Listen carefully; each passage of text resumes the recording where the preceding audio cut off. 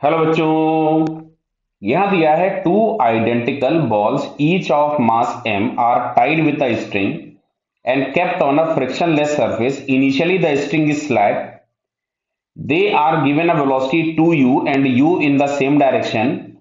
Collision between the ball is perfectly elastic.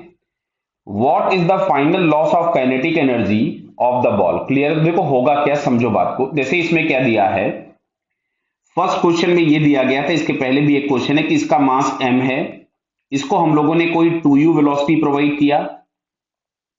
यहां पे एक स्ट्रिंग के साथ ये दूसरा वाला बॉल कनेक्टेड था जिसका भी मास तो m ही है, बट इसको हम लोगों ने u वेलोसिटी प्रोवाइड किया था। तो बेटा दिख रहा है कि ये वाला पीछे वाले बॉल की वेलोसिटी ज्यादा है और आगे वाले की कम है, तो ये जाकर के कोलाइड करेगा। अच्छा, जस्ट आफ्टर फर्स्ट कोलिजन अगर हम लोग बात करें तो जस्ट आफ्टर फर्स्ट कोलिजन आपको ऐसी चीज दिखाई देगी, ध्यान से देखिएगा। ये बिफोर कोलिजन है।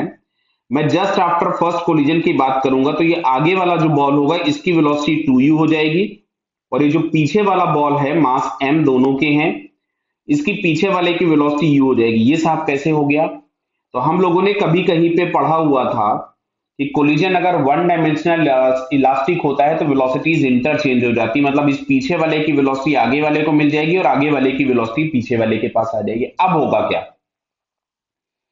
अब अगर हम थोड़े समय के बाद देखेंगे तो ये जो मास m है ये भी किसी वेलोसिटी v से जा रहा होगा और ये स्ट्रिंग परफेक्ट टाइट हो चुकी होगी, और ये जो पीछे वाला मास m है इसकी स्पीड भी या इसकी वेलोसिटी भी v हो जाएगी in the same direction. Clear?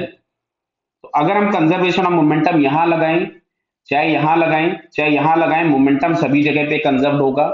तो अगर हम इनिशियल मोमेंटम देखते तो इनिशियल मोमेंटम हम लोगों के पास मिल जाएगा mu plus m into two you, और फाइनल मोमेंटम के नाम पे मिलेगा 2m इंटू वी। क्लियर है? तो यहां से अगर हम लोग देखें तो v इज इक्वल्स टू हम लोगों के पास आ रहा है 3u/2, मतलब जो दोनों की फाइनल वेलोसिटीज आएंगी वो आपके पास आ जाएगी 3u/2। अब देखो, जो काइनेटिक एनर्जी का कुछ पार्ट है ना वो इस जो स्ट्रिंग लगी हुई है इसके इलास्टिक एनर्जी में कन्वर्ट हो चुका होगा। तो जो भी इनिशियल एनर्जी और फाइनल एनर्जी का डिफरेंस होगा that will be the change in kinetic energy, और वो इलास्टिक में चला जाएगा। तो यहां से अगर हम लोग लिखें डेल्टा के ई,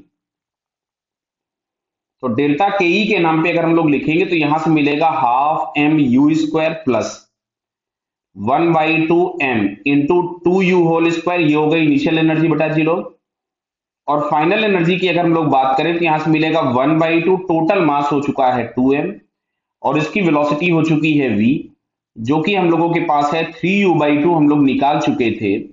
इसको अगर हम लोग सॉल्व करें तो यहां से हमारे पास आ रहा है पहले कितना हो जाएगा, चलिए मैं यहां पे लिख देता हूं एक स्टेप और, half m u square plus 1/2 m into 4u square minus, इससे मैंने इसको उड़ा दिया, यहां से मिलता है m इंटू 9u²/4। क्लियर है ना? 3u/2 का होल स्क्वायर कीजिएगा तो 9u²/4 हो गया। तो ये 4 + 1 हमारे पास आ रहा है 5mu² माइनस 9mu²/4। तो इसको अगर हम लोग सॉल्व करें तो ये फाइनली हम लोगों के पास आ रहा है mu²/4। तो जो decrement in the kinetic energy होगा जो कि स्ट्रिंग की इलास्टिक एनर्जी में चला जाएगा दैट इज mu²/4। अगर हम चेक करें तो बताइए हम लोगों को फर्स्ट ऑप्शन में दिखता है, so finally it's first answer is correct. Clear बेटा?